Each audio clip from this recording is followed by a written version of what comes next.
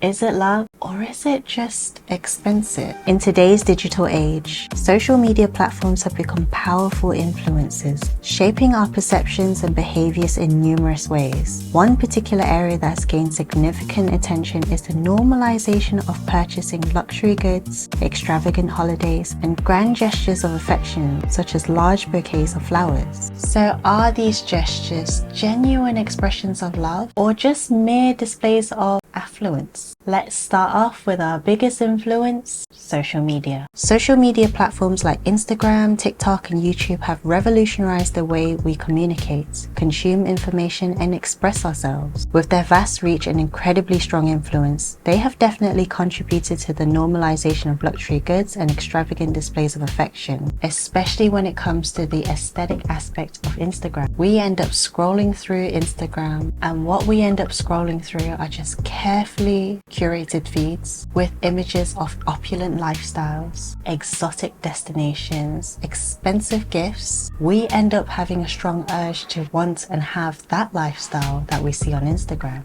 And then we start equating the two and two together as love. And what this can do to us is create a sense of inadequacy or pressure to conform to such standards. Gift giving has emerged as the most marketed aspect of love because it directly drives sales and generates profits for businesses. There have been so many advertisements and influencer endorsements often present gift giving as the ultimate way to show and express your love. If you adore her, Dior her.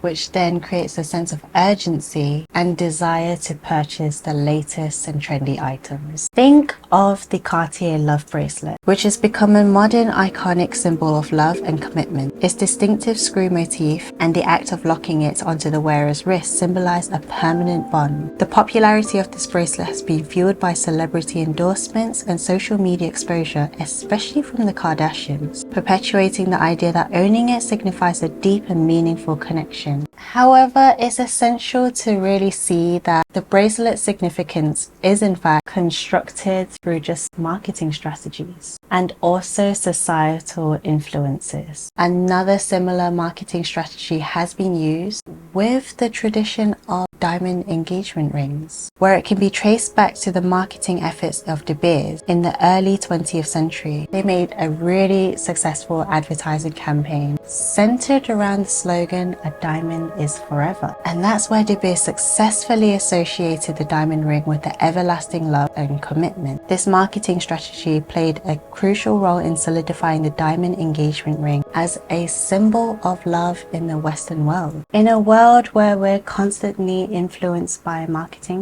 and social media, it's important to recognize that love shouldn't be reduced down to just about gift giving and just following the herd of societal expectations of just giving this as a milestone, a gift of that of a milestone, because it's all just easily marketed. And for me, my thought process through this was, surely gift giving isn't the only way to express love. And that's where we meet on to the next concept, the 5 love languages, which embraces the full spectrum of love expressions to find meaningful ways to connect with our loved ones. Love that can foster relationships that are rooted in authenticity, care, and genuine affection. In the original book, The 5 Love Languages, Gary Chapman introduces the idea that individuals have different ways of expressing and receiving love. These love languages include words of affirmation, acts of service, receiving gifts, quality time, and physical touch. While social media tends to highlight the receiving gifts aspect of love, it is essential to recognize that it is just one facet among several ways to express love and affection. So the first one, words of affirmation. This love language emphasizes the power of verbal or written expressions of love, appreciation, and encouragement. Simple acts such as compliments, kind words, and affirmations can create profound connection. This one hits home for me because it is something that I just really connect with, especially through conversation. Then the second one is acts of service. Love is expressed through selfless acts that alleviate burdens or fulfill needs. These acts can range from everyday tasks to grand gestures, demonstrating care and consideration for the well-being of the other person. One thing that I have to mention here is that this one also applies to me as well, because I think this is like that spark joy moment of waking up on the weekend and then my boyfriend just brings a cup of coffee to me. And that honestly just makes my heart feel so happy. I feel instant happiness every time it happens. And it's just a tiny, tiny simple gesture, but it makes a world of a difference. Then 3 is receiving gifts. While materialistic, gifts can symbolize love,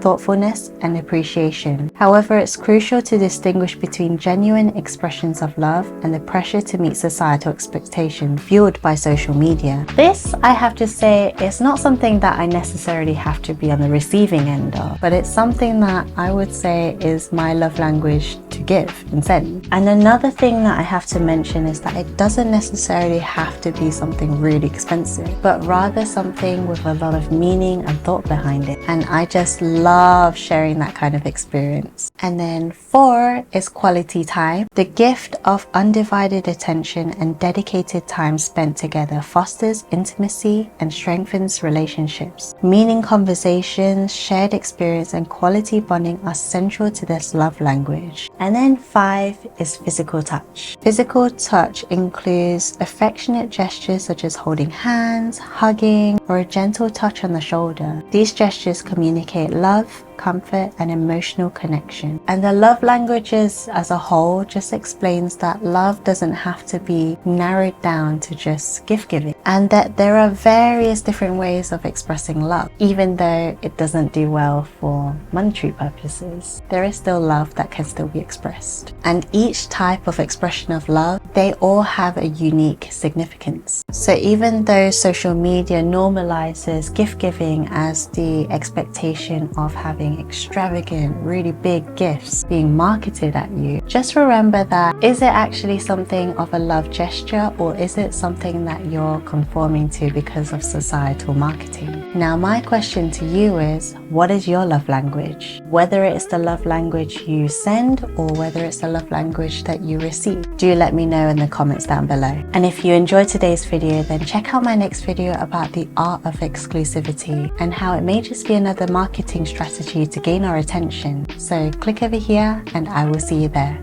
Bye.